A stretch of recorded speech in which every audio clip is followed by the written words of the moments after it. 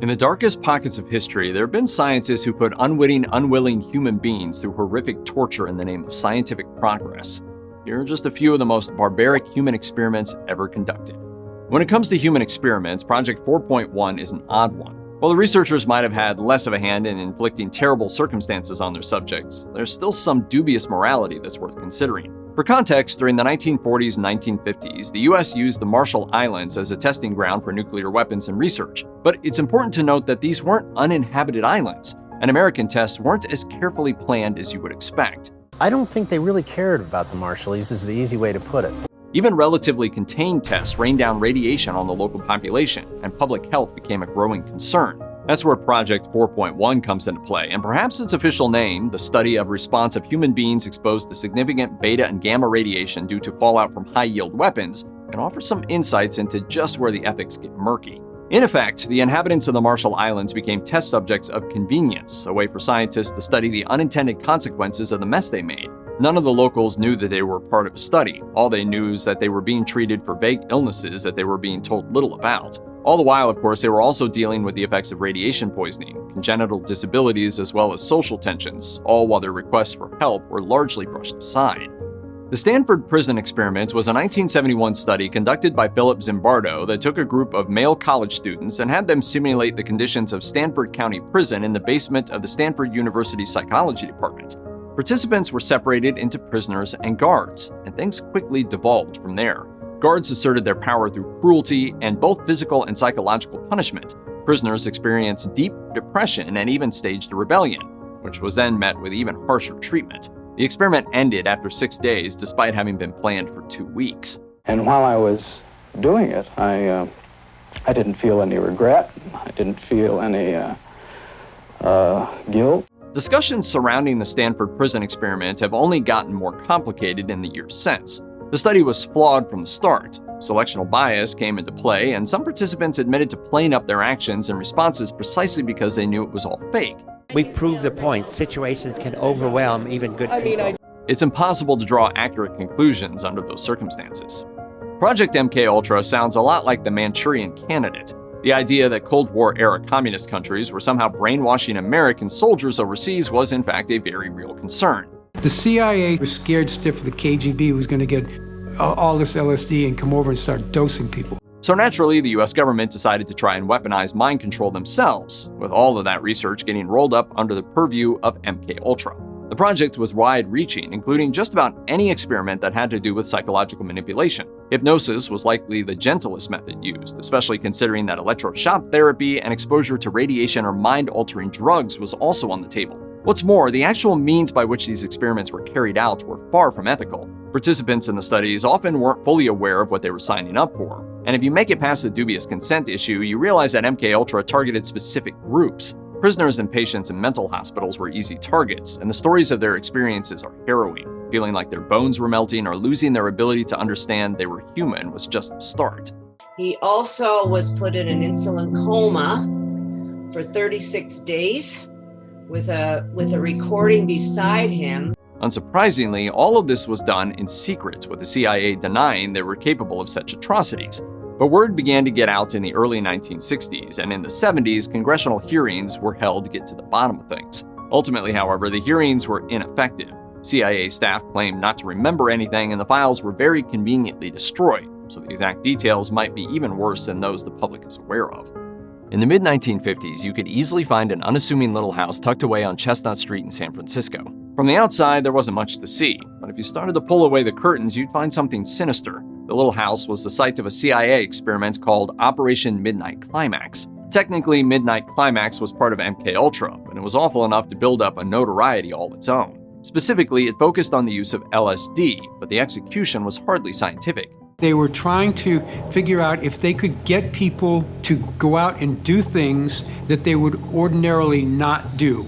Sex workers were hired to lure unsuspecting victims to the house, and once there, the victims became unwitting subjects dosed with LSD. Meanwhile, behind a two-way mirror, those in charge of the experiment were watching. But it gets even worse. George White, the official in charge, was interested in more than drug research. He was, in fact, a voyeur. Sure, there were discussions of how to use sex to extract information and the like, but White had more self-serving interests in mind. After all, according to the man himself, Where else could a red-blooded American boy lie, kill, cheat, steal, rape, and pillage with the sanction and blessing of the All-Highest? Welcome to the CIA. The Nazis committed plenty of atrocities during World War II, and that's putting it very mildly.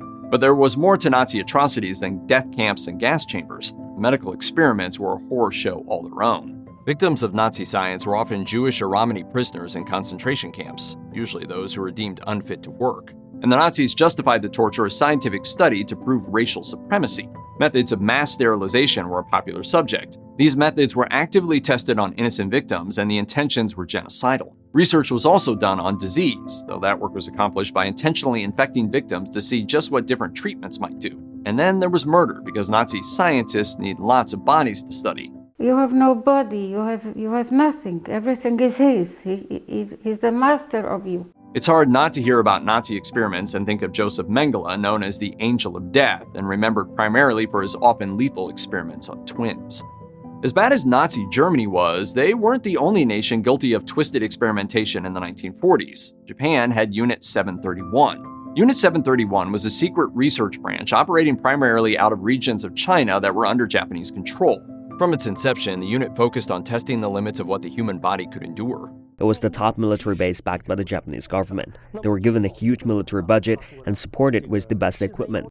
That meant a lot of different things, all of them inhumane and often deadly. Chinese prisoners would sometimes find themselves the subjects of vivisections to see what their internal organs looked like before death. Others were subjected to frostbite tests, having their limbs frozen, then thawed out by whatever means their captors chose. And that was if their limbs hadn't been amputated for no reason other than to see what had happened. In other cases, the victims were subjected to insane situations to see what their bodies could handle: starvation, dehydration, deadly G-forces and centrifuges, or having large objects dropped on them.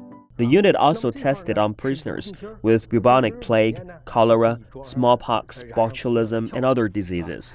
There was also weapons testing, which included subjecting prisoners to flamethrowers, bayonets, nerve agents, and X-ray radiation. Thousands of people died in those experiments, though the exact number remains a mystery, and Unit 731 remains secret for decades. The Aversion Project was an attempt by the South African military to cure gay soldiers of their sexuality, and honestly, the explanation as to why it was so twisted could almost end there. That said, the devil is truly in the details. Many gay men were forced into psychiatric care where they were given so-called aversion therapy, usually electroshock with voltages so high they reportedly sent one victim's shoes flying. And electricity wasn't the only method being tested. Chemical castration, hormone therapy, and unwanted sex change operations were also used in thousands of cases. Even outside of the horrific treatments, life in these hospitals hardly focused on healing, with armed guards patrolling the halls and drugs used liberally on all patients. Valium for everyone, and a strange truth drug that doctors could freely use during interrogations. Ultimately, the project was abandoned, and the man in charge, Dr. Aubrey Levin, admitted to his failure, but not to his human rights violations. Syphilis is not something to be taken lightly. Fortunately, its cure is something that sounds very simple nowadays, just a shot of penicillin. So you would hope there wouldn't be any real reason to deny anyone treatment, right? Well, if you went back to 1932, you'd find an alarming answer to that question, because that was the beginning of the Tuskegee syphilis study. The point of the study was to track the progress of the disease in hundreds of black men living in Alabama. The experiment wasn't necessarily ill-intentioned at the outset when syphilis was still incurable. But come 1947, penicillin was the recognized cure for the disease, and that's where the ethics got murky. Physicians had the means to treat the hundreds of infected patients, but they didn't, all because the U.S. Public Health Service valued their experiment over human lives. Officials urged that the men involved in the study continue to receive little more than placebos as their conditions worsened. And that included blindness, insanity, and death on more than a few occasions. It is a certificate of appreciation and $10 whole. Worse still, the study went on unimpeded for decades. And even when investigators discovered it in the 1960s, the project was explicitly allowed to continue until its subjects died. The project didn't come to an end until it was leaked to the public in 1972, 40 years and over 100 deaths after its inception. The Tuskegee syphilis study is notorious for good reason. Denying treatment to a population in the pursuit of cold-hearted academic study with little regard for life is an obvious problem. But American officials took things even further during the lesser-known Guatemala syphilis experiment. This wasn't a denial of treatment, but a calculated spread of disease. They found some prostitutes with syphilis, and they arranged for the prostitutes to have sex with prisoners in jail.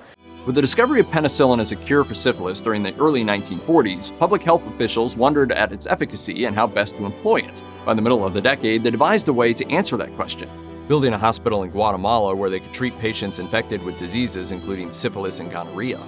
But this was far from charity. Instead, they intentionally infected members of the local population, in some cases through the use of infected sex workers, and in other cases by directly injecting people with the disease. The latter was typically done to prisoners and patients in psychiatric hospitals. Of course, none of these people had any idea what was happening, nor could they consent to participating in a study that would threaten their lives. While it's true that the hospital provided treatment to the infected, it's hard to ignore the fact that over the course of 2 years, well over 1,000 people were made ill in the process, including both young children and the elderly.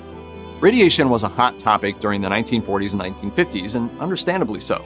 Scientists at the time had plenty of reasons to study precisely how dangerous radiation was to the human body. But it's difficult to justify the lengths they went to in doing so, because their experiments involved a lot of human experimentation and very little consent. Ironically, the people they wanted to do this experiment on were precisely the people who were least likely to derive any benefit from it.